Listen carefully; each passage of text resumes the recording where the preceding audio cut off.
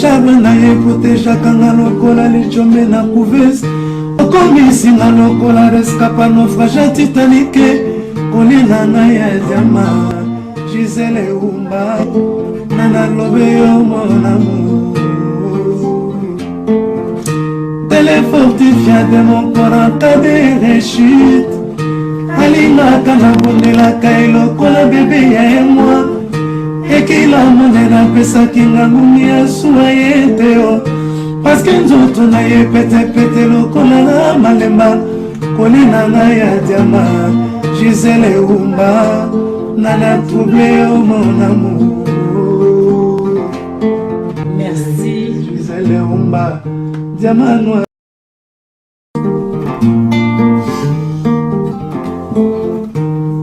Kisi motonini malobelengi na yo ya l'amour. Oye komisaka na trouble lokola motalango e vodka. Ogotise motonini douce na. Très chers amis, bonjour, bonsoir, ça dépend de Tobarna. Ernini Bokotala, Gisele Umba, Diamant Noir, servante Nabino, Namokili Mobimba et Sikanyoso, O Bolandaka, Diamant Noir TV. Merci, Nababonende Nalobara Soza, nouveau sur la chaîne. Au s'abonner et pour activer cloche des notifications. Voilà. Lelo tozana bande komi balé, boyebi tokolobe makambo belé, tokolobe la situation actuelle na RDC, tokolobe la tournée à président de la République Nengazo Tambola, Toyoka Bango, réaction na Bango, tokolobe la makambo lelo CCDP to apareko bakomi wapi bazosala nini baction nini bazosala pona mboka toko tuna bango mituna oyo bopesaki Diamant Noir atuna bango sans plus tarder to traîner tozali na président ya CCDP na mopanzi nanga koto tozali na mutu o babengi azali conseiller régional chargé ya mobilisation na kati ya pareko kombo na ye. Bonjour Monsieur Libita. Bonjour maman Gisele Umba Diamant Noir de babé ba kombe belé. Na CPI zamba liboso na kati émission na yo naza vraiment na sengo. Alors naza bien préparé pour na mituna nyuso o lengeli pour na biso. Merci. Bonjour président CCD. Oui, bonjour maman Diamant Noir Gisele. Bonjour. Lelo nakotanga kombo mobo kama bobi o kombo ngosuni ndonga mona seki parce que ezali kombo mobo toyo kakango batunyos babenga ngo mais mukolo kombo wana e banda ndenge nini avant que tokota na politique totuna ye oyebisi biso kombo ngote mais naza ba kombe belé babenga mususu Isenabré Yasser Arafat naza ba kombe belé isobi kombo moko lobi mais nga ba kombo naza belé ba kombe belé Miraïsa balobi ah yeyo Miraïsa yeyo kombo wana uzongo ndeni lwamika na tongo bwe Miraïsa batu nyoso ba fille nyoso tu Miraïsa to kanisa ko toza mwasi. Non, Miraïsa nickname c'est-à-dire sobriquet Miraïsa sobriquet mais yesa kombo nanga donc on a kangisa Mira yesa voilà pour la fille on lui ba fille ba bien Miraïsa et ou t'es pas moi na mwasi mi Yesa dormirait Yesa bisono katami dormirait Yesa alors batuso bazobenga Mireille Yesa bien Mireille Yesa Mireille Yesa et puis ba Mireille nyoso ba moni baba dobenga ba Mireille Yesa Mireille Yesa Mireille Yesa et voilà pourquoi ça la gosengo quelque part oui za komonanga so batu balati komonanga mabezate balati koma moi nanga mabezate be batu batomboli koma mingi zaki po na utaki na monde ya musique nazaki na monde ya musique tango batiaki biso distraction na kati ya mutu ya on a bino ke na masoto kosola na koyebisa bino makambo ebele na école ya missionnaire ngwanda ndenge ni asukoli biso mitu o eza nécessaire ba kongo biso mitu na bango sukwama ba longwa côté à le mal ba mona côté à le bon biso na biso na na monde ya musique na longwe na ko mona siko makama mabele. Merci. Ah trotu na Miraïsa wana mais to sepeli poza mbala liboso na Diamant Noir to yambio to kaka Miraïsa no Miraïsa lelo na Diamant Noir mais tozongi côté à président ya CCDP tango toyoka po yo mo to présenter sur na Diamant Noir exacte mais toyoka kaka ki apareko CCDP biso to bikeza eloko moko bino nyoso na suka na bino ezali papa ngwanda mais lelo to comprendre to yambi président to yambi conseiller to lito yeba ezarani ni CCDP apareko. Bon, merci na question na yo. D'ailleurs, apareko ezali alliance de patriotes pour les refondations du Congo. Apariko ezali Koko, donc aza papa oya boti ba groupuscule ya ba résistant ebele. Biso na kati ya CCDP tozali na idéologie ya résistance parce que tango Apariko ebimaki CCDP existaki na MT. Parce que Apariko depuis 2005 tango ebimaki na Paris biso tout tozalaki Apariko nde bandi ko yebisa bato makambo oyo. Donc na nzela ya papa Honoré Ndenga bandi ko loba depuis 2001 parce qu'Apareko est kobota en 2005. Ouais, juin 2005 ouais. Donc tant bandi ko loba au fur et à mesure bandi ko sala ba bouquin biso tozalaki ngai personnellement nazaki parmi parce que lelo to comme dans le monde des réseaux sociaux YouTube, Facebook ainsi de suite mais avant to bandai ko pesa bato message ya makamba Congo na ba CD. Ba CD ouais, en 2005, 2006, 2007. To bandai ko kota na banganda na balie o ba congolais balinga ko kende toujours ba message au papa Nora Zoloba toujours landaka ba congolais toujours pesa ka bango. Et donc faciliter combat na biso lelo et commission internationale les ba réseaux sociaux YouTube. Ya on moniteur au YouTube et comme mutaza na Chine aza partout au monde abiso. Mais combat vraiment mutaboti et loko yo mutaza na idéologie loko za papa Honoré Ngwanda et mutabandi yango.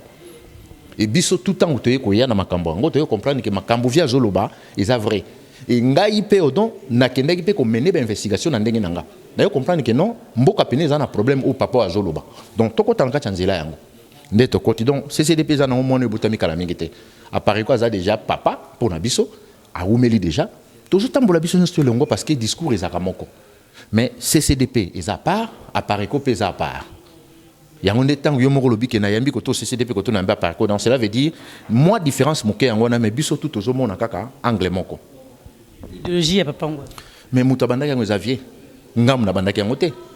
Azal premier congolais o ya yebisi ba congolais na 2001 on a kuta parler ko zapete que mboka eza na maboka bapaya mwana o kombo na yi politique parce que kombo boyo kaka wana mutabimisa ngo papa Honoré. Ye mutabimisa yango ti lelo ba Rwanda pe bango mo bandimi même mende kuta ta kamuta lokuta mandima kango quand même. Pour menda ndimango. Donc c'est ça, menda ndimango. Ok, lelo tozo tuna Apareko bozo sala nini avant que to tuna ba question ezo le kanamboka Apareko siko position na bino. Oui, Apareko toza toujours la carte moussa, toza na grand job, tozo sala lelo toza fier na rozala sima. Ya Apareko biso nyos do temi lelo travail liboso ya makasi ndenge monsieur da autoloba liboso ezaki ba CD. Mais monsieur Nora bandenge na ba CD te. Abai na okuma. Étant que grand stratège, abaki armée à liboso pour ba kosaki peuple nanga na makambo ba ngango ya lukuta ba ila biso le mo ba libération alors faut dans longo la ba makambo na mutu faut na banda okoma abandi ko koma abandi ko loba et malé ba to ba komo yoka ba to ba komo tia matoi na personne d'aksa biso tango to télémine à Londres en 2006 soto hier en France to bandi ko lobela bandeko ya France masolo ya résistance moi bazo so abino bo du Londres on a un bébé sur mais son banda biso tozana makamba si na ba miebele to kabona kawa mona mais vieux yo continue makambo nga habité na continue makamba vérité ko big samboka donc depuis 2006 ti le tout ça constant na makambo mesonora zo sala et puis fruit na auto zo mona maman Gisèle Wumba na nzia tozo kende na lobino sur lelo na nzia to kende na lobino sur lelo to libérer mboka na poignée des gens où ils va comprendre le message à monsieur Honoré Ngwanda Zamoko Atumba. Voilà donc après bino na katio maloba balobi ba peuple congolais nga loba mingi balobi pourquoi parce que ba peuple batindela nga ba message bato ba kokoma pa la binoté pour ba tuna ba question mona ba bidiamano tuna boye ba ebisinga ki diamano batu ya Apareko ceux qui yo zana idéologie ya papa Ngwanda te c'est que ozali ozosa la politique ya mabe. Ouais, mais tu as raison. Parce que quand au Congo, le problème des choses, tu dois analyser. Il faut ça là. En anglais. Diagnostic. Diagnostic, les mots qui conviennent. Sauf que pas médecin. Et là, il y a des bossos. Au monde, même moi, on a le baraté. Maman, médecin, je la maman. À Soubaki. Est-ce qu'il y a sans? Donc, tout le monde a diagnostic au médecin, ça là, auprès de patient, à comprendre que moi, on a une infection, tu as un problème, alors le quoi a une infection, il faut me antibiotique. Donc, biso pour les Congolais, nous sommes le diagnostic à monsieur Honoré à Tina Messa et puis convaincre que nous sommes. Mais le consonde nous le battre que non, biso kuna to kande pour to liaté, mais vrai patriote. Na Donald Trump. alobi mokili bato ba ko protéger pe ba ko bikisa mokili ba mondialiste té ba patriote bato ba ko battre la patrie. Alors soki yo za mwana mboka il faut ça la patriote. Bon alors soki zo battre la mboka tous patriote. Donc za côté ya ba bourreau na biso voilà moi biso pas toujours l'accent bato. So moni apparaît que toujours ça la politique té pombo que ça maboka pa. Ba ça la politique té mboka ça maboka pa. Même les politiciens congolais tout ça dit le presque 20 ans la bandi. Mais ce n'aura pas que beaucoup de la politique n'est pas beaucoup de paya. Beaucoup de ma ponamité, bon ça la beauté, mato imangongi, pe problème ya libumu.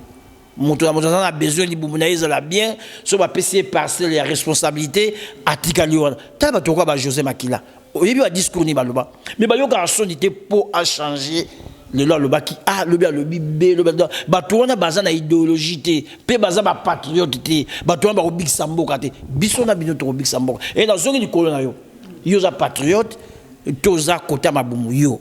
olimbi sanga ba mituneza pa na yo mais na tuno yo za ngape mko yo yambanga siko tuninga ba question na po ngana yambaka ba congolais oyo balingi mboka donc ba question bombelanga ngona roya o yambanga. Merci mukolo wana royo ka question pour na mi tunda be pona yo voilà à peu près tunda réponse na yo bato ba big samboka eza ba patriote na musalo mesonoro ngwanda osala na ba congolais tout o ba comprendre le kamama belé sangoma Franco akufa mais atika eloko mo to buti wate sangema ikamama belé donc lelo congolais mo ta kota de côté ya ba élection ya ba ni total likamo ya mabele minembo zali Congo mais tozongi koto eza question moko apesinga sous question avant qu'il y ait une question na yo alobi ba congolais ba koko ki na élection ti tumoni papa Honoré Ngwanda asangana kina Martin Fayulu wana eza mutuna yé parce qu'il y a lobby avant tout na mutuna mususu ceux qui veulent ba congolais ba koko ki na élection ti mais pourquoi papa Ngwanda asangani na Martin Fayulu parce que Martin Fayulu ki na élection eza ki rapprochement ngana solo la kinavie toujours qui en même temps et rediscuter les Cambouana au moins 45 minutes ngai na téléphone et là qui rapprochement Fayulu ayaki Verviers na rapprochement on a ba cuisine interne mususu ba solo na Fayulu ngana yebi yango TP na za autorisation na ko lo bango awate na yebi te so ba solo la kinini et ça qui rapprochement ndenge Fayulu ayaki ko luka vie na ye ba solo la donc biso ndenge toza awa toza libanda mais ba sango mususu to bimisela rabino awa yuta apena Congo des appels à battre mususu to sola na bango mingi pe bazana kacha système wana mais to sola pena bango mais moi to lobaka yango ezate parce que soko pesinga eloko na opesinga yango il faut na ebandeni eloko no pesinga ngo britinga na ebandeni ni eloko wana il faut na bimisango na miso batu et comme na niveau moko boipo batu wana oyo balandaka biso ba espère ya batuti o ba vanda ka bazako yoka biso bien toye bandenge ni toko croisonner langage ba ebate ke makambo mutazolo ba yuti parce que o tozo sala o de to lobaka awa batumi ba eba ngote eza court mon batozo pesa toza lokwa ba pasteur pasteur akoko tanga verset biblique mon na bible mais tango aye ko yebisa bino batu ye moko ibnene ko décortiquer ngo po kota bino na moto sauf ka bozo offrande bon na pesi exemple na forme on a pour ba comprendre l'explication un peu plus vite dans na sens wana et on est là na ngena loba yango lelo tozolobela likambunde na lobaki na début ya émission tolobela tournée à président de la République ndenga zotambola to bandiango pa na yo atambola bi azoluka ba solution pour na Congo mais to moni peuple congolais aza partagé ko ya na Bruxelles mingi ba peuple congolais ba boya kiniti bino ba résistant et yi azotambola bien ki azoluka solution pour mboka ebonga réaction na bino bon déjà ce qui Tshilombo ba ke ko luka solution pour mboka bonga na Genève bazaki 6 personnes ba envoûta ki sikoyo na bato bazé belomo tege envoûtement ngeza makasi donc aza envoûté et loko zo bimana munoka Tshilombo eza ya solo eza mbote bonjour so Tshilombo pesi bato bonjour ndalo bi vérité tout ozo mana bouche ya garçon wana eza lokuta Tshilombo ndenga za wana mission ba Rwanda ba pesi ezali ke il faut zala na peuple nomade a voyager kana kaka tambolaka ba vautour wana na ba criminel wana oyo ba pesier bokonzi bango batike na bona mboka bazandi bavandi baza ko observer tu te rends compte mutoloko la Tshilombo aye na Bruxelles pour a plaider pour na ba sanction na ba enlever ba sanction oyo ezalaki likolo ya mwana ndeke na staff na nyonso ba vautour wana Tshilombo azosenga na ba belge balongola ba sanction wana pona kanambe na batu na ye siko azoluka solution pona a protéger ba criminel wana na ba sanction wana ba bombatu tous les généraux wana ya Hippolyte o ba massacrer ba congolais pona Tshilombo batu wana il faut bazala protéger yango ne solution azoke koluka problème a Tshilombo ayebi ke na ye ko sala cop ayebi ke on a les aventures ba rêve na ye na vie na ye fallait ka koma na place a komi comme a komi sili problème mususu ya zoluka on ezate et loko ya ko bimisela bino eza lokuta parce que avant da respirer lokuta biso ba résistant tant toujours lobake to lingi chilombote tozo mona chilombote tozo mona kanambe na bande ya ba voturu wana o ba bomba congolais bango ba koti sikona ka chanzo ta chilombo bavandi en plus chilombo biloko o eza ya ye à part chaussure ou azolata na costume azolata parce que azo chausser pied mon côté na mona ndeke costume on a payé ko kanambe te nde wana eza ya ye tout etikali eza ya kanambe parce que même équipe d'avance oyo ba précipiter qui koyena Bruxelles et équipe au kanamba doit fonctionner na bango équipe à sécurité yaki avant équipe yaki avant eza bato kanambe siko solution zo luka zo tambola na bato kanamba za na staff kanambe siko mona ndeka pêcher staff ni na sécurité na tambola on passe ka solution a changer le Cameroun na Congo azan le Cameroun changer na Congo te donc système est bomba donc IDP c'est ça blanchisserie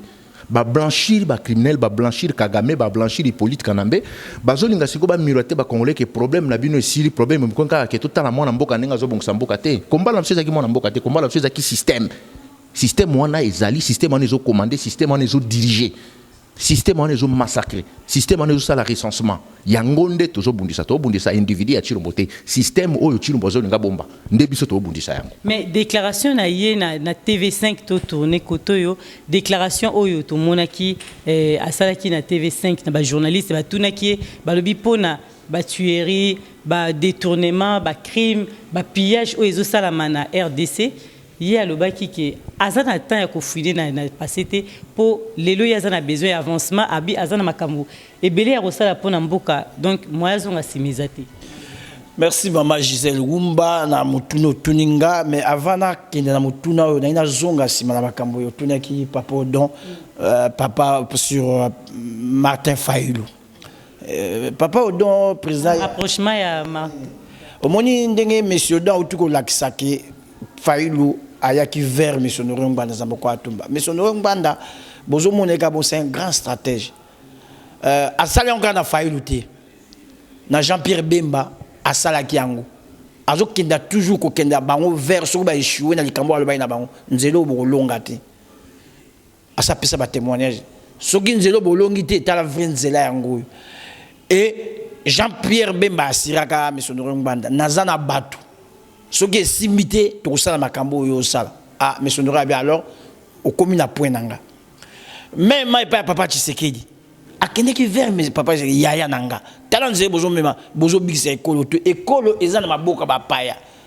via le bideke to sala Tunisie so ba sakane via bon ça va quoi Tunisie bana mboka bo kende bo soutenir mais na logique wana ngana zate aza clair na logique wana ya bango na zate mais bo soutenir ye na kozela bango ngala temia soki ba longo esika na po ba rejoindre ngo tembo za maboka pa mais tant ba ko traverser na malubo ya lobike ya Tunisie alors to ko za esika moto sala boulot mais tant comme esika na ba sale yango pété même ma Fayulu to biso baso moto longa ki na ba pona mezaki Fayulu ki le long da longa na ko Fayulu mais tant Fayulu aye vers via bien alors le ko la peuple a yebike ba pesa ki mandat na Fayulu alors na ko solo na a solo na yabileki na nzela wana bokolonga te tala nzela za mokango donc na telemia na ozela yo soko ye na nzela nango to kutani alors to sa musala ensemble musala via zozela eza sécurité toujours ba la révolution soulèvement populaire via zozela ba congolais nyonso muluba muyombe nani soko zui position ya obundela mboka o komesika na a d'accord na bokenza moko mais c'est ngwa nazo la pouvoir te azo la to libérer mboka surtout libérer mboka n'importe qui a opposé libaya nae wana biso na mboka to ko ça donc monsieur Nora salika na Fayulu na ba congolais nyonso azo sala parce que c'est un stratège avec ba ko koyawa mais soki ba telemina likambo to ko kutana to sali jonction et puis to libérer mboka moi ici ko monsieur Noré azo beta c'était plus lisusu na ba leader ba soit disant leader congolais a commis plus na peuple abandi ko ça musala plus ya peuple parce que armée ya solo ko libérer mboka né la ba patriote le peuple donc atie moi mouké de côté ba élite ba so to benga ba élite parce que ce to land ba congolais ba élite ba zate ba leader ba ate voilà à peu près ça donc na ngana zong so kana makambo ya Odon et so ki to zong na makambo ya Félix a bien refouiner na passé na bi na yo biso nyonso eza même na bana mike ba yebi ke Félix par quelle magie a commis wana en funete parce que ba PC musala ba sala ki deal Félix a lobi yango na recette yo kango abi to solo la ki to sala ki deal pour te diriger bato yimba d'habitude so ba diriger bato yimba ngana bi ke mokonza zala moko et puis accompagner dans le gouvernement mais il y a que pour biso mi balé to diriger mboka deal d'abord parce que yango wana donc tout s'attendre le monter Félix a sali camarade na ba bourreau da biso na ba to ba bomi biso t'as la place biso zoza yango wana donc surtout comme il lelo ennemi na monsieur Félix pour le ba politicien bazatene na lobby ba na loba bazo kosa to kanisa ki bon na nzela to ko kende mais lelo alaxi biso Bobo santé mais sonora ou telo ba miko les gars bi muta ko laxa bino lelo ke mboka en occupation et aux ala Félix est-ce que lelo tous d'accord na mais sonora que Félix a laxa que mboka en occupation Félix a ça ba alliance na ba Kagame Félix a ça ba makambo ezo pesa biso même mawandeke monsieur do azu tuko loba a sangé na bato ba bomba biso donc tout s'attendre lelo monter na Félix to tombe la peuple na biso pour to big cycle na biso toujours continuer bino to luto tuna avis na bino par rapport à point clé aux réseaux sociaux, tout le monde a moni ango likambu oyo. Toujours président loba qui ango na déclaration lobi que yé bolobi lelo abimaki te, mais ya lobi abimaki na cour constitutionnelle abimaki ba preuve comme quoi yé muto a gagné kazaki gagnant, mais Martin Fayulu azaki na ba preuve te. Nabi que bino logique wana te ke makambo ya élection mais boza ba peuple congolais bana ya Congo quoi bazana bezo ba yo kabino boloba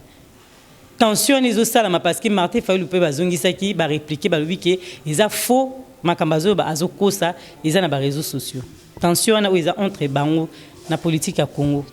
Bon en tout cas nga étant que résistant ko banda robeta masolo ya ba élection o ezali organisé na Kagame na Museveni na Hippolyte ba sali élection 3 fois na Congo 3 fois. Na 3 fois wana peuple congolais koufi to se retrouver na ba fausse commune humiliation zo continuer ba Rwandais ba chosifier biso pays a toujours géré contrôler na bango quel que soit na ka Fayulu quel que soit na ka Chilombo ngana yo bango il faut ba se taire ba tika ko distraire ba congolais problème eza yango te problème ezali ke to sikola ndemboka mboka eza na maboka ba paya ba yebi makamba osala depuis Genève alobi ke 5e langue économique Nyarwanda oyoki ata congolais moka matina créno abimisi aibisa ba congolais que to marché pona yango to telemela likambo yo bazate depuis Petio yo Zoé de son frère non Selemani na Congo comme na combat Zoé parce que tous ces gens là ce sont des impostés ba usurpateurs ba zo usurper ba combat lokuta déjà yoki batu moko babi que comment moi na wana Zoé azo sala recensement na Tanganyika sans côté otoyeba oyoki bango batuni yango donc cela veut dire problème à Congo za wana te maladie à Congo ndenge veli bitalobaki diagnostic biso to sala to présenter ngo pa ba congolais quel que soit ba élection ñu so boko sala na bato eloko ko changer zaté Rubero azali na décentralisation azana pona nini 300,000 tuti ba uti na Rwanda ba koti na Minembwe oyoki batona bazolo belango yango ndeza problème ti yango ndeza problème ministre na bango ya défense aboy ko yana Chilombo na poto ao akangi téléphone mokena ngoi oyoki Chilombo alobi qu'il faut révoquer ngoi mokena problème à Congo za yango bandeko ya IDPS moi Chilombo za na kati ya piscine ba Rwanda basalele piscine ba na kati ya piscine sikoyo bato ya IDPS bakanisa za na océan mbisi soka za na kati ya piscine akonanje na yete bon ndomoni ndinga osakana wana ba Rwanda ba mona pe Chilombo ndengo wana mais bato ya IDPS balobi ke na 9 mois o asali na bilan na bango de basali babi asali makambo ebele pourquoi bino bozolo bela makambo même o ya malamu asalité gratuité ya école na Kinshasa tout ça bozolo bela toujours que ya mabe o ezole bon je pense que na kopé ça au vidéo moko bona mbujimai bana classe bazolo benga Chilombo président ya Chanan wana na mbujimai na Kasai na fief na ye côté bandima kai na peso vidéo no monango donc cela veut dire et loko o ezobima na monoko Chilombo za ya vérité za bonjour tout aux bimana monoko garçon les alokuta aza spécialiste dans domaine wana ba Rwanda ba tché wana ba yeba ki falaki ba tché pas yebi kokosa donc tant bozo poser question mbala moko aza inspiré abimisa mensonge problème na biso za oyote zalité que non Chilombo azali d'ailleurs ba promulga ba élection na 2h du matin 2h ba promulguer victoire na e ce qui IDPS ezala ki parti à état de droit et démocratie il fallait ba ça on a moiti tant ba congolais nyo ba omona pourquoi ba ça on a butu Chilombo tanga leki alobi ke non mwana ndeke Hippolyte to komi ba partenaire na ye il fallait que bato IDPS ba silikati parce que le slogan IDP c'est ça qui le peuple d'abord. Mais si le peuple d'abord à l'obaration le peuple d'abord a commandé na balabala. Donc ils ont qui ba secte moko boyé bazo miroté ba Congolais qui ba parti politique. Si les depuis Congo ils a coexisté toujours vraiment pas politicien ba bundela mboka te. En plus na problème toza lango sikoyo ndenge veli bitaote koloba. Toza na problème politique te. Tokoki ko za na ba politicien te. Il faut toza na ba résistant pour te sauver ma belé. Mboka soki eza na kati ya occupation ba opposant bazalaka te. Bato bazalaka eza ba résistant. Confusion oyo bango bazotia na peuple yango wana il faut bien ba congolais vérité que toujours ko sabino malade ya Congo eza ote malade ya Congo eza yango yo c'est ça mais bino bozolo ba pays lelo bolo ba pays eza na occupation wana ezali toyoka ngo mikolo dio surtout bino batu ya appareil ko to ba résistant bolobi ke pays eza occupé mais mission lelo ya papa Ngwanda normalement il fallait qu'il était au Congo parce que makambo ezanya surtout na Kinshasa kuna mayelo azana ngwana pourquoi pas le kola ya biki pays occupé pourquoi qu'il était sur le terrain pour kende ko bundisa kuna yazolo benamus merci ndeko Gisèle Wumba bato bazo benga missionnaire ngwanda kita na terrain soit ba yebi te musu pesa naïveté ba musu ba yebi mais pour baza de l'autre côté bazo lia bazo ba n'importe quoi au relaxant na mokili mobimba mboko eza na occupation pour to bino diagnostic salami to laxi bato ke missionnaire laxi bato prouver ba congolais noir sur blanc ke mboko za maboko ba paye alors ce qui mboka na bino e côté na occupation basala la combat eza na stratégie ni basala la combat nango na peso ndakisa moko poyeba ndeni ba kombe sala mbaka na peso ndakisa ya football non sport au moins sport to bien comme sport mais sport eza na ba discipline ebele basket ezali football ezali volleyball ezali mais so ke wana eza na ba règle nango ndenge ba bete so ke volleyball baso baboka na maboko so ke na football babanoke corner babetaka na makolo okotia na coin kuna c'est même ma situation en Mboka Congo ce qui Congo ezalaki na occupation te to ngoya bandiki to ça to kende sur le terrain pour to solo là to discuter ensemble to partager ba idée na biso na bandeko baza na Congo mais na mboka ya occupation babundelaka occupation na libanda toza banda ki biso to ko créer ro ya sikate ba to lokola mboko tozali la France. Mais De Gaulle, as exemple, il y a la Grande-Bretagne, à la Grande-Bretagne, à même na Brazza, la France libre na Brazza. Donc, bato bazo benga missionnaire kuna, soki ndako moto, ba kota na kati pour boma moto, bazala libanda pour boma moto. Ya musalo missionnaire azo sala, ba bloka ki on ndenge tout. Mais lelo tina bana mboka ba yebike mboka za maboko ba paya, faut tout ça la révolution. Tala musala makasi to ko sala ngwa. Maman Gisèle Wumba ba ko libérer peuple te sur mental et mazana liberté arme à liboso ngo missionnaire a utiliser azo sala pona bino ba congolais na pese ke ndakisa to tunenga makambo ya mira esate na zaki na monde musique nga mais discours à missionnaire de longol nga kuna omoni na komi patriote na eu conscience que non o isa distraction c'est vrai isa utile mais moment où toza nango eza moment ya musique te ya kobina te mboka zo pela moto baninga nanga tozala ki bazo bina bazo sakana nga biteza moment ya kobundela ekolo moment ya ba patriote ni na tseki yo tato ya États-Unis Donald Trump alobi bato bako battre la paix bako bikisa mboka eza ba mondialiste te ba patriote tala musala ya missionnaire ngwanda eza arme mo munene oyo bozo négliger lelo mais lobi ça va péter vraiment na ba guerre ya bato yo bazo kansaki toza à côté à plaque voilà OK mboka eza occupé on a lobby eza toujours likambu ya bino ba résistant en bolo ba ngondenge monsieur Libita lobby mais solution ezozala nini pour na kolongola mboka na occupation ndenge bino bolo ba kimboka eza d'accord merci na question na yo omoni maman Gisèle ngai ça fait 15 ans nakokisaki 15 ans nangé kokaki le 15 de ce mois-là septembre jour pour jour 15 ans nanyate sous Zaïre était Kinshasa Congo disons mais j'ai voyagé au moins 6 à 7 fois à Brazzaville solution oyo ba congolais bazotuna to lukaka solution na mikolonio sopé toujours lukayango tous les ndeto kutana kaboy to kutana kate pona ambiance to yebi makamni to sala ba congolais balingaka solution ngo to ya nango to exposer en internet ndé bango ba olinga mais ba bureau oyo IDP ça collaborer na bango solution na bango ça kan clos hein donc cela veut dire mosala obiso tozo sala tozo linga te to prouver na ba congolais que biso ndé toza danger tozo yaka ko yisa ba congolais que botala danger yango no moni bazo linga bazong sa ba congolais na musique bazo linga bazong sa ba congolais na distraction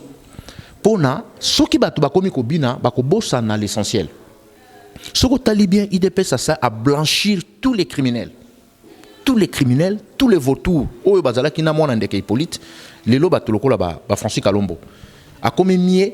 par rapport ya Odon na bato IDPS mutu lokola Zakari Guignol wana Zakari akomi mieux par rapport ya Odon na moni même moi non nani Petro ya comédie nani j'ai oublié son nom ça akomi libre akomi tambola mais c'est un espion za agent en Kanambe mais ba congolais ba yebité longue mutatetra akomi na mamba baza na kati service à Kanambe azali mutu à service à Kanambe mais aza ko se déguiser comme le roi Mutachilombo. Donc pour na bato IDPS bazo laver bato wana tout biso to yebi ke baza na service à Barwandais. Donc yango no moni tozo senga na ba congolais bokeba na kati ya distraction et surtout nazo beta seteming na bato baza na Europe précisément France Belgique oyo bazo kende ko soutenir Chilombo pour na ba miette. Chers amis, likolo ya 200, likolo ya 300 euros côté Kamboka na hote. Ko soutenir Chilombo te parce qu'aujourd'hui 200 euros. Ndeko mususu na tuni na Bruxelles au Kenya Salbino donga na zone ngana ko saba faire na kin ya on il fallait kana s'afficher na bango na ibi kazane président te mena kende ka pona s'afficher. Omoni ba paya o ba occuper biso arbe ya munene ba fonctionner na ngope ba comprendre biso ba ibi ke congolais eza lo koso eza na kacha makila ba congolais manque patriotisme. Congolais ko yeba ke place oyo eza danger pona ngai pe pona progéniture na ngai et pona future génération. Mais pour la miette oya kozwa azo perdre contrôle que lobby ko coûter batu cher. Aussi longtemps que batuana oyo ba nommé Chilombo bango baza déjà ko calculer baza déjà ko anticiper ko penser déjà na 2030 to kozala ndenge nini pe ko sala mandenge na kachamboko. Yango no moni bazo sala tout babundisa biso bato tozali banda. Tango bato bazo yebisa biso ke komba esili ndenge Chilombo baza non. IDPS ayebisaka ba congolais que non soki bo sepeli ne loko moko te faut botelemela yango wani zaki langage IDPS pendant 37 ans ba imposer ba congolais démocratie na bango na état de droit na bango mais le lo Chilombo lobi ke ba bourreau na biso ba komi le ba partenaire à IDPS donc biso toza na droit au téléma donc IDPS il faut accepter pe résistance na biso parce que bango ba yebisaka ba to ke Mobutu abebisi mboka il faut ko bunisa Mobutu le lo ba pa ya ba vani na mboka Chilombo zo yebisa ba to ke non Kagame a komi partenaire privilégié na ye wana biso il faut te c'était non il a ezali ke ba congolais ne ba comprendre ba agent et ba service ya ba rwandais oyo baza ba congolais ba komi ko fonctionner ba komi libre na diaspora c'est ça qui nazo lobela mingi mono sai bokanisa te kaza comédien aza na service au sala ndenge bazawa ba eko tester terrain faut tester terrain total la bato kaso ba continuer au kanela biso na nzela toujours IDPS comme IDPS aza blanchisserie à blanchir bango. Yango no moni lelo bato ba Zakari ba komi ko loba ba Francis Kalombo ba komi ko loba baza même pardonné pas bato IDPS que biso que nous l'avions combattu ces gens là ensemble avec eux mais aujourd'hui ces gens là ils ont devenu leurs partenaires ba komi si biso binemi na bango donc et tumba tozo senga na diaspora soki to yebisi bino ke boya pona problème boye bo telema changement mon côté sami na mboka d'ailleurs situation ya makambo ekolo wana eza nango Ethiopie okomona kala mingi te ba grève mando sala momona kala mingi te eza Ethiopie. Donc biso tozo yebisa ba congolais boyeba ke jour makambo ekosila biso moko toka na ba plateau toko yebisa bino ke occupation esili pe toko pousser raison occupation esileli lelo Chilombo aza nommé et pas ya mwana ndeke mais bato IDPS baza incapable ya ko prouver ba congolais ki baza na pouvoir à 100% pona nini ba rwandais basaleli Chilombo piscine ba tie na kati ya piscine mais bato IDPS bazo imposer ba congolais ke Chilombo aza na océan nzoka aza na piscine place nous sazo nanje ba rwandais ba omona ye yango no moni biso tozo continuer etumba pe toko continuer ko bunda pe toko yebisa ba congolais etumbe sili te ngana sali 15 ans na nyata makona kisasa te toza na motuna na o question to tuna mais to le kanon koto to zongi la question na oyo bato ya UDPS bazo tuna pona yo to zongi côté ya papa na biso libita to tuna motuna oyo vraiment likambo ya 15 millions je pense que yope aux ali congolais totala 15 millions oyo et s'évaporer comme ça na Congo et correct quand on a même école makambo ça makamamini na Congo lelo et bungi et tango zotala mwana Congo zo mona na musika likambo makambo ndenge zo lika na Congo. Merci maman Gisèle mais avant leka na ozonga suma mukisi na makambo odo tuna papa Odombo makambo bandiko na biso bazo sala bandiko IDPS toza binemité mais bango bazo comme ça biso binemi et c'est vrai bazo ebelo tozo lingate bazo kanisa bango bazo mema combat on lokola combat ya Kasai to lobi pas tous les baluba il y a beaucoup de baluba autour ça bango ensemble ba patriotes baluba ba Kasayen oh tous ensemble tous il loba moko tous comprendre que il faut tout sauver Congo ndenge dans le baki makambo ya mon ensemble pukuna da mboka ba fausse commune za kuna la pariko a komato loba monsieur dans donc pour tout le monde que chilengele ba mboko kuna eza ya biso ba congolais tout le monde a tika eza ba kassayen eza ya biso donc bandeko ya IDPS ba vrai bandeko ya IDPS et puis ba vrai kassayen o ba comprendre que biso toza na nzela ya malamu ba ya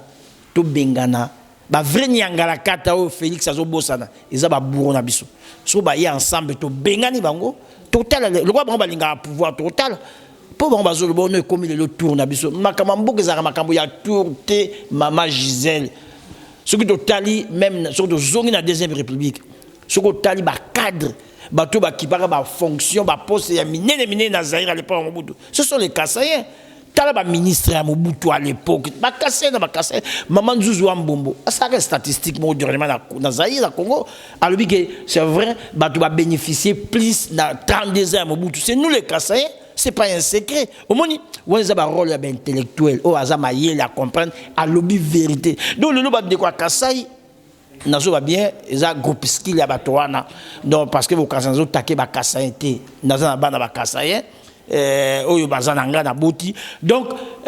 batoana ba comprendre que toujours taqué Kassai toujours bundisa po na mboka na biso ba ensemble tout élément même bato ay dépêche ba nani ba bossa makambo comme tourne na biso ceux de Bengal Bapa, le bas du pouvoir, comme le banc attendait, comme tout, c'est normal, on peut pas diriger, mais les lots, toujours risqué, ceux qui, parce que mon goût n'a pas armaté à division, à Panzabiso, tout comme un ennemi pour y profiter. Il y a un monde qui Félix. Bah, on va avoir des stratégies, on va avoir des analyses, mais il y a 15 000. Ben oui, 15 millions on a éclairé les Camerounais, parce que les Camerounais, ils ont des Panzabiso. Bazo kosomo non bango kuna baza ba jaloux ba aîné tribalisme comment la tribalisme de Mobutu a ressuscité eloko mo mama Gisèle oyo toko inaye mais unité nationale na émission moi j'ai eu la chance à sillonner Zaïre pour nous en attendre faina ba expliquer na yebi presque Zaïre no bimba et tant dans temps na Zaïre na zo kuta tant na koya mboka na ba foi sende na wacho mo kuta na muto déjà na mo Congo ok na bumbo kuti muluba donc biloko wan toyebi ya honte eza stratégie ya ba Rwandais ba tchekat na biso donc bande ko na biso ba Kassaïen batala Félix batala mboka to benga na système quand makambo ya 15 millions mingi ba s'attendre 15 millions ndenge monsieur Félix ba que non justice a otala makambo non aussi mbate bo mona ba minda mikolo ya na betolo rapide pesa 2010 sur 15 millions nani ba artisan ya osala makambo ya 15 millions ils allaient un certain Georges Ketel Yamba. Georges Ketel Yamba Nazagnan. Georges Ketel Yamba Azalaki conseiller na ya finance na économie na ministère ya économie. Bango azali chargé na ba makamba produit stratégique ya mboka. Ye mutu ba yibi babande ko yiba banda kalati na tango ya kanambe comme ça système na ba yibaka. Akutana ki na Georges Ketel wana azali pe patron il y a un restaurant nyoso au monde qui s'appelle benga Tricana ba restaurant Tricana le patron y donc aza conseiller na auto na ministère de l'économie mais entre temps za directeur ya ANER ye kaka a kimeli ba poste mi balé on mutu wana ye mutu akutana ki na mutu monsieur bazo benga Molendo Sakombi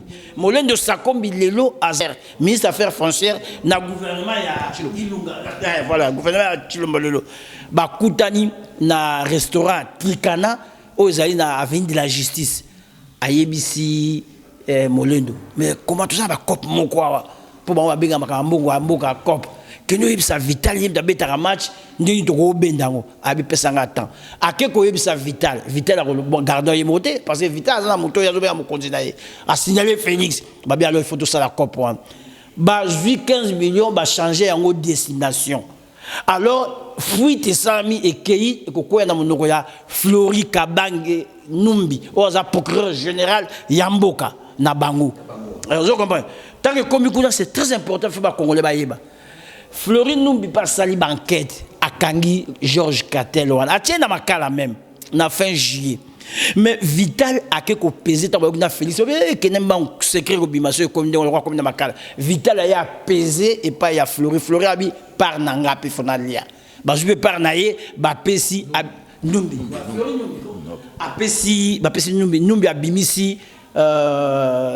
Georges Ketal wana yamba na prison na liberté provisoire mais aux alades kima Georges Azali aller en France ba kimisi tant ba kimisi mais surtout monsieur Félix ça ba non problème de justice au salama le likambozo bongo ba ke yemoko pe Félix ça na kati mais na yango ande pour Félix ça ba justice au salama tala ba tuya so justice au salama muto ça enquête de justice progrès général donc ça na kata cop ba cop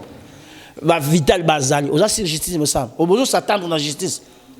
Donc, conglomérat wana nyoso bango mutu asali makambo wana Georges Ketel wana directeur ya ANER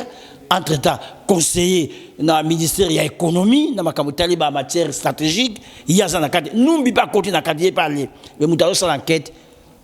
numbi bo s'attendre ni ba congolais donc bazo flouer biso to longa makambo 15 millions total makambo minembo parce que ce que minembo kei biso do ke mboke za na occupation bo s'attendre remonter sur Félix ou azo sala pona ba congolais voilà comme 15 millions na ngana clair o affirmer likambo oyo papa na biso libita pays na biso ezali géré na ba brigand na ba voleur na ba faussaire na ba chécoulaire et na ba criminel na ba assassin na ba occupant pays ils allaient pris en otage dans le groupe ya batouana ba brigand ba voleur ba faussaire ba chécoulaire ba occupant ba ju peuple en otage. D'ailleurs depuis Chilombaza wana jusqu'à aujourd'hui ba détourné au moins 200 millions de dollars 200 millions donc tant on bien besoin 15 millions de euros bazo c'est cabino grave ba lobi ke bango kutu ba yibi ebele boko misi bango bien. Donc, Mouyibe zo sala makuna ba fungoli ba compte mususu na ba komba lokuta na ba île vierge. D'ailleurs, Mouyibe zo sala matoyebi. Biso tozo linga mingi to kota na profondeur ya occupation. Tozo yebi sa ba congolais, ba tuana bazo yiba ba continuer ko yiba. Mona ndeka zo gérer ba biloko nyonso o ya gérer ka contrôler ko continuer ko gérer. Na caisse na bango wana ba tiaki 300 millions de dollars, Chilombo na Kamere na staff na bango ba yibi da 200 millions ekei. Donc problème toza lango siko ezali ke bango Chilombo, grâce à Chilombo, a miroité ba Congolais que problème est sauté. Ba criminel o lokola ba Numbi, John Numbi, lokola ba Tango Fort, lokola ba Ranso, tous ces criminels wana ba Congolais ba bosani bango. Bato ba massacrer bato lokola ba Bochab, bato lokola ba oyo aventurier muso akendaki ba élection na bango wana. Bato wana ni Chadari exactement. Bato wana nyonso siko bo bombi bango. Bo lo bela isu bango te. Danger na biso zali ke baburo wana ba bombani ba criminel wana Chilombo abimi lokola ke non problème esili OK problème ezali bango ba yibi ke so bangi ba se débarrasser na ye eza facile azo servir bango na moment où memba eza na tape ba olungola bango bango ba apparaître ya ngono mo ba osala makasi ba laver ba congolais ke biso c'est un problème te mo comme si bon on a pe Chadara ya sali pe ba course comme congolais za mendiant escroc congolais senga partout a obenga pe grand prêtre akabele pe tamso 5 euros abetele mabo bon mo pe ba filmango po bon on a déjà mende ba filma ndengwana donc bazo sala makasi ba longwa ke baza mabete baza ba criminalité Chilombo IDPS loko eza blanchisserie ils ont blanchir bango lobby ba kozonga pe IDPS au disparaître parce que IDPS existe à côté depuis kala donc yango lebi soto ça ba congolais problème eza pena Chilombo te problème ezali batuana o ba nommé Chilombo batuano ba bombani biso tozo signaler congolais que danger zaka yango na situation à Minembwe 300 000 tuti baye lelo na Minembwe ba komi na Minembwe bazo pesa bango ba carte d'électeur comme ba citoyen congolais parce qu'il y a des identités na bino pour l'instant. Si vous lobby yo moto dans la diaspora, vous soutenez Chilombo, vous landa Chilombo pour payer 200 euros, la t-shirt à Chilombo. Moto yo tout yo à côté na Congo, ba pêcher carte d'électeur. A commis plus congolais que toi. Zoé zo sala recensement.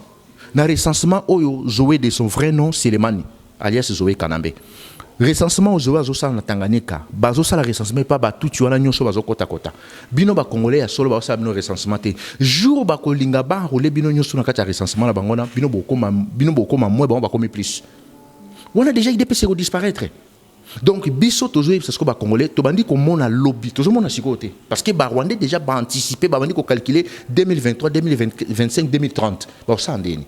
ya ngone biso pe ba résistant to précipiter pe ko mobiliser ba congolais tant to lobi que musique ko betaté ba raison eza na kati so to lobi que botika bato wana te en liberté na diaspora ba raison eza na kati parce que ba criminel ba boma bino lobby lelo ba komi ba camarade na bino bobosani bango mais tant ba ko zonga li so po bazali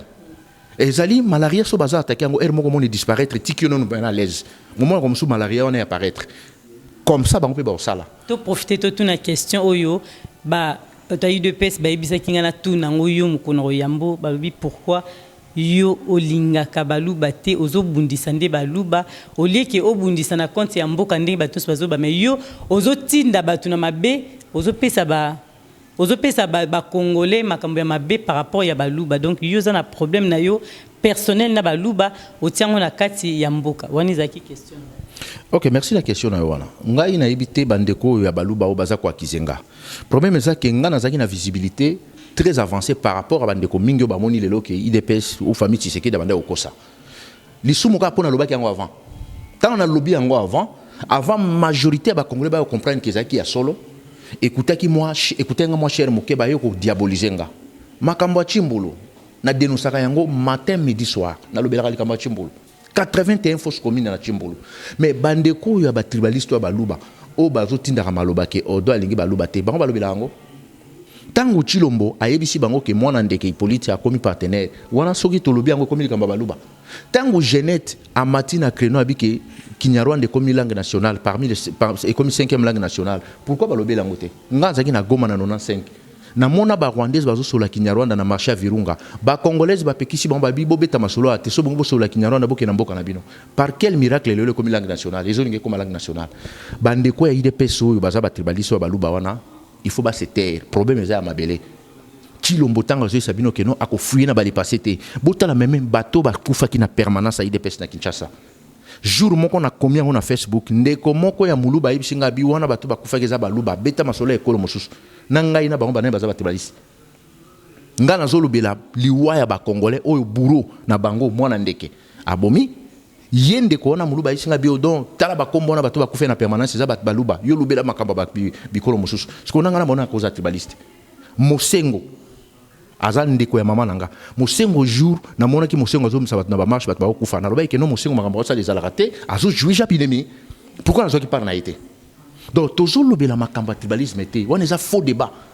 Toujours le bel makambo ke occupation et bombani na kati nzota Chilombo nde toujours beta ba cette place pour ba congolais ba comprendre pour ba congolais bazo quand ça ki likambo changer et loko moko changer on ezate même ba école gratuite on eza utopie bazo beta masola ba construction ba saut des moutons mais muyibi o ya nani ki encore Thomas Luwaka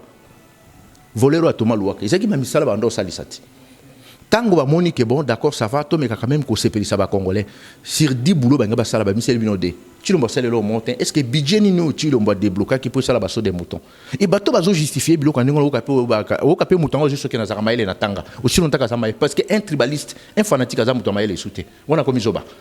odon alinga baluba mingi parce que odon lobela kama kamba Chimbulu o bango moko ba tribaliste baluba baza incapable de dénoncer. C'est ça. Nanga ina CCDP na biso to lobela kama kambona tous les jours mais baza ko accuser CCDP que les groupes posant na haine lingi baluba te ça n'a rien à voir. OK, merci. Olinga ko ba likambo ya baluba poto suki na biso to komi pena na suka émission et puis to tuna likambo ya minembwe ceux qui commentaire na yo na makambo surtout oyo. Merci ngana lingi ba kisa suba kama baluba te koma lokola monotoni. Toni to komi ga to tikaliwana de combat na biso tikaliwana. Il y a des patriotes Kassainde na utolo bazali ou tous ensemble na kala bitumbo toujours qui en a bango liboso ba comprendre les mboka na occupation mais les kamunga peut-être na beta c'était makasi élite bato toujours kancha ki bazabe élite na mboka Congo élite congolaise bato bazo bazaba politicien congolais ngana bi ba politicien bazaka na likambo moke au monde ba telemi ba catch situation ngo mais sonore nganda auti ko bimiselo mwa munene lettre mo mukanda mo document mo ya munene o ba belge na ba tata na biso ba notable o ya walikale kuna na plan na minembwe mikando bango ba sala na ba belge témoignage na 1953 que ko oneze ya bango ba accordaki asile na ba Rwanda wana mais parlement na biso soko vraiment tous ba congolais à solo. Mais il faut pas lever devant, il faut débattre, par exemple, makambo est commissarié, tout le monde va prendre makambo, mais aux autres, silence radio, leader politique ni ya kisasa bazo ba keto sa politique na Congo mais makambo bango ba ko zwa yango ante ba teme makambo kate eza makambo te mission orage on anda on mais ezali ba preuve moko ya ba pièce à conviction o lelo bango ba ko teme rapide na pièce ndakisa moko oyebi biso to vana na UK na Grande-Bretagne premier ministre na biso comme Boris mais auti ko zwa ba décision mais que les kaki ba décision za nini a suspendaki parlement leki na ye propre ya tata moko mama moko na bibi leki ne propre tata mama moko azape na gouvernement na ye albi na démissionné pour okoki ko beta masoto ko hypothéquer mboka lokola Angleterre na ba décision no eza na monter na côté donc to koki vraiment dans ce genre même moi aussi on a donc pas ko hypothéquer mais comme même la mboka lokola Grande-Bretagne ndenge yozo même la ngote ndenge on comprendre ezali UK ezali Grande-Bretagne ezali United Kingdom alors on a démission on regarde pour na ba différence ya ba vie on comprendre à longwe pour na makambo tali mabele na ba Grande-Bretagne mais biso ba congolais makambo toujours mon monsieur ngwanda zo biso tango nyonso il faut révolter biso il faut révolter même bande ko zo benga ba kasaya wana tout ça na bango ensemble il faut révolter biso pour to sikola mboka tout ça binemi à Félix mais to ceux qui na biso question ya suka et puis bolo ba mot de la fin question na binoso bo comme ils appellent tout le temps lobby diamant noir likambu oyo lelo batu ya pareko to bino bata CCDP bolo baka ya honoré ya papa honoré alobi azali papa honoré azali parmi batu oyo ba kotisaka ba Rwandais na Congo na tango ya Mobutu papa Honoré Ngwanda ye mutazaki parmi bato babandai ko boma bato mais lelo bino bolandi idéologie na ye bolobi ke no bosukoli bo commissaire Monsanto puis mot de la fin déjà yango non eza moteur mabe na bise pour na lobité à cause de naïveté eza naïveté eza moteur mabe au moni makambo ya ko diaboliser oyo babandai ko sala lobby lelo ba ko kangol souté réseaux sociaux ezali ba référence ezali ozo comprendre ba omoni makambo ide pesa o sala lelo ba référence ezali toujours zong c'est la bango mais ce qui ba bi monsieur Ngwanda bango mutu ba bomai bato lobi bango to ba kotsaki ba Rwanda lobi mais monsieur Ngwanda utozwa mukando na utolo bano siko ya 1953 oyo ba belge bazo signer na ba notable congolais à l'époque 53 n'habite toujours monsieur Honoré le Rwanda na banza na école primaire 1953 bazolo ba pona ba Rwanda yo ba banyamundrenge yo ba yaki déjà na kati na Fizi na bamboka wana nyonso na bamulenge oyo ba notable wana ba pesaki bango asile na signature ya ba les administrateurs belges bazaki sur le terrain na 53 donc tout ça qui déjà na ba Rwanda ba banya Rwanda o ba vande na mboka na biso alors tant mutazo ba ke ba monsieur Honoré mutu ba kotisaki ba Rwanda est-ce que ça na mauvaise foi est-ce que ça pardon ça na bonne foi toi ça na mauvaise foi ou parce que elongi monsieur Honoré ka lingi angote pour gâteau na bango pour Honoré problème la bango zali gâteau bango bazolia monsieur Honoré mutazo bimisa makambo wana posa na biso le mo zara secret kala pour conseiller na biso za dani SN na ngate mafelo bakeleka na sola mo kosona monsieur Honoré Ngwanda zamboko atum ezali secret na bimisa olelo abinanga libita poni boza ko se lamenter tango IDPS azo taka azo finga azo taka azo finganga na bino président bango pe ba exagérer non bazo taka na cible baza na raison on doit salir pour IDPS comme lelo pour bien comprendre qui est l'IDPS et le koni ni IDPS banani baza na IDPS mosali IDPS ça qui depuis tango Mobutu abinga la contrôler qui IDPS depuis 82 quelque chose 80 83 abinga mta contrôler baza na raison bino bozo bunga cible mais bango ba bungi cible te nga mutu na détruire IDPS et puis yo libito zo benga IDPS ezali nga na zo IDPS existera sûreté na mais bazali na ba pa na bino IDPS existera sûreté ba ibi musala ba osala donc musala bazo sala bazo taquer sur monsieur Ngwanda baza na raison quelque part ba yibi ndenge ba taquer na monsieur Odo ba yibi pourquoi ba yibi ba bazo détruire bazo misama so na biso ba yuma auto kamata ki to bomba ki bango ba yiba makambo te mais tala bato ba bimi vraiment na poisa pour donc détruire biso yango moni makambo Kagame sa so détruire na libanda azo tina même bato tini banda ba ko zo ba barre yo ba boma yo donc IDPS musala zosala pour nous diaboliser missionnaire banda ko diaboliser ba résistant pour musala tout ça so missionnaire à lobby biso to relais pas peuple mokim que peuple comme fongola miso ah bon IDPS ça yibo ah bon missionnaire lo balika moabi soki bo sakani na kopesa na ba numéro ya ba avion matriculation ya ba avion ndé mando na Guadeloupe naza apona yango te parce que je suis un homme d'état. Donc biloko nyonso bazo bana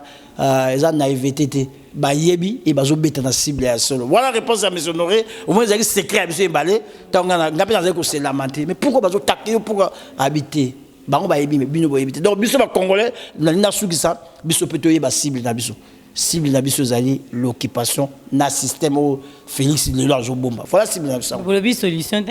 Mais solution na biso bon solution na biso ni. Yoso mwande ba congolais nous ba temi kamote. Moi na mboka yo wana est-ce que ba congolais ba d'accord. Le lot battu nous ba que les pays est occupé. Il faut tout téléma. Il faut même na kata IDPS il y a battu ba zali. Oyo. On est ba ça ni soulèvement populaire tout na ko rateti. Toujours kende na soulèvement populaire. Na biso yo bomba makamna toujours kende na soulèvement populaire et ko rateti. Po bozo si la bozo ya ndeni mukolongo e ko sala mukolonini e ko yande ne ba Kristo bazalaka yesu ko yande ni akoya mapata bino bi bozo ya ndengwa mais na ebisio e ko ratete toujours qu'il y a un soulèvement populaire parce que peuple na biso à comprendre ayebi ke mboka za na maboko ba paya et loko bato baza ko défendre eza mabele tala na kena suka nzambe wa sala biso to ko na nzambe asala ordonnance mo bato be ba bosa na ngo abi outa na mabele ozonga na mabele. Quelle importance c'est à tenir dans ma belé. Donc, à salir moutou dans ma belé, à signer pour ordonnance à bi, ou taki dans ma belé, au gozon dans ma belé. Alors, il faut te protéger ma belé, abisso. Il y a le baki, na den, abi, beau protéger. Eden, ils ont jardin, abino, mais bisso peut te protéger Congo, peut lobby, to cultiver Congo, c'est-à-dire, to tonga, to construire, banambo kalobi, ba osepe, na combo poesa, combat ya solo, la vérité gagne à gaga, et ndeko rossi à lobby, le peuple gagne toujours, et nous allons gagner. Malobano ya suka pona déjà objectif na bino na combat lelo, ezanini pona rosuki sanango. Bon, objectif na biso ya combat, tout ça toujours na processus ya ko déboulonner système ya occupation. Oyo to yebisa ba congolais na ba congolais bazo yebisa biso que non moni odon eza mwana mboka to meka quand même kolembisa moi pédale non eza mwana mboka te mwana mboka azali na yewana te bondo senga mwana mboka non ngana tikalo senga mwana mboka te biso to bande ko bundisa système wana eza na ka d'ailleurs ba élection oyo ba Rwanda ba organiser bino en trois reprises ngana considérer ngote parce qu'ils habitent sauté ba cour suprême na bango wana tout ezaka bango donc problème ezali wana tozo yebisa ba congolais occupation et silité ezali balingaki ka ba ko sabino ke changement moko changement et salamité parce que tilombaza même pas na pouvoir te ya ko stopper biloko belé zo sama na kacha mboka ye mission ba yibisi il faut zalaka nomba de zalaka libanda ba yibi ka lingi voyage alingi mingi ko lia biloko alix azo continuer ko lia biloko ne alix na novembre tilomba ko ya toujours sinon déjà il faut qu'on se préparer au cas où to yibisa bino il faut to kutana nazo yibisa na ba congolais bozo saka ba réunion pour na tilombo chers frères ko kanisate ke 200 € ba ko sonde ko changer vie na yo ko kanisate ke changement salami na mboka na biso pour zolu kalibu moné tonda même moto avandi na poto azan explique kaka ya lokoso moto akoki ko sala même kazo kata plus de 200 € mais azo linga ki ne ba pese 100 € pour te kamboka franchement c'est la honte pour na biso ba congolais et ba pa ya pe ba yebi ke congolais za lokoso alingi mbongo mingi ke mabele na ye toujours mona ba palestinien bazo défendre mabele za na diamant za na coltante mais biso toza na mabelo eza na tout oleto bundela yango mais tozo teka yango tozo ta la futurité et loko ka tozo yesa ba congolais mokolo changement ya malongwe ko salama biso moko tokoya vers bino to yebisa bino que changement salami pour l'instant changement salamité tozo continuer processus na biso tozo la laté tozo luka solution matin midi soir pour na changement sa makati mboka donc et loko tokoyesa ba congolais to continuer toujours na kati ya résistance parce que yango déjà le seul moyen oyo toko sauver mabele na biso toujours senga na ba congolais nous sobo comprendre que changement de salamité chilombo aza même pas étiquette aza rien na miso batuana bon moni makambo gentingo bila salagi UDPS 37 ans na bango elite mais ba poste ba brukomese ba pesi bango D bazape ba second ça c'est la honte to kena ba ministère bazana ministère moko ya balonga te ba pesi bango tout ministère ya mabe intérieur au cas où emettre moko salami ba bomba to kena muto ya UDPS donc biso toujours nga kutu to sauver même na bande kwa UDPS oyo bazolo bananga ki na linga baluba te tozo linga même que to sauver bango pour l'intérêt mboka biso tozo bundela mboka te pour na poste tozo bundela mboka soki mboka lelo esikolami nga na yebi Congo malamu soki nake ko investir na Congo nako koma multimillionnaire sans na kota na politique mboka na biso zano vierge biso moko soki to exploiter ngo bien lobi toza malamu na Congo tozo ta la future génération et ko ya na Congo nini parce que ba pa ya lelo bazo sala recensement ba pa ya lelo bazo kosa ba congolais bazo tila bango bato moko liboso ba miroiter mon que changement salami aussi longtemps que bango bazana ba projet moko machiavélique contre mboka la biso donc et l'autre goga koloba yango wana et tout balancer toujours continuer yango résistance est toujours ceux qui to ça l'appel boya c'est qui belé mais to bombi mususu prochainement to koyamba bango ata na Angleterre kuna to koya ata awa pe na France to koyamba toujours bango papa odon to koyamba toujours po to tuna mituna o to bombi mais bolingo pesa mutumbote ouais zo do pe mbote ne dinga na pesa ka mbote na peuple congolais ba patriote dans tout tellement toujours ba patriote ba tellement pour na mboka Congo et puis na pesi ba deko banso tout ça on a résistance surtout na pariko ko banda na likolo e pa yemoko missionnaire ngbanda zamboko atumba oyo penza za leader zo pesa nzela na pesi mama candidat Keke Mbote na pesi Mbote na ba vice président nyonso ba ya Jovin ba papa Ebama ba Clovis Mbikai sans oublier premier ministre na biso Ezara Patrick Lukika yaza secrétaire général ya pareko donner la bisagio ce que ça gouvernement yaza premier ministre mais na bo sanité service mon za ma casse intendant muta garda ka intendant za André rappel avant dans la Suisse il est toujours en aller partout mais c'est un gars vieux dans ma cambo toujours candidat to rappeler ba on appelle comme rappel abivier tout ça mo qui la rappelle to rappeler ba donc bandeko bazo bunga nzela to rappeler bien ah d'accord donc yoko to pesa mbote te mais Velibita déjà pesa mbote donc il au cas na ça ba congolais et tumbana no silité bandeko bazaki na besoin ya adhésion na CCDP baya aye numéro zo sala toi qui na page na ça CCDP info ba ko yambaye donc c'est ça que le cas na ko kai ko lo bayangwana en plus na zone ngana meka quand même ko beta c'était moké surtout côté ya bino ba chroniqueur na ba chroniqueur mingi soki to lingaka susu ko ya vers binoté parce que to koma ko sala soki bo sali na muto émission lobi soko muto na komi na mboka na Congo abandi ko lo baka bande ko bundana bino abandi ko déstabiliser bato abandi ko lo bamaka minga mabe yango nde bato bazo reprocher biso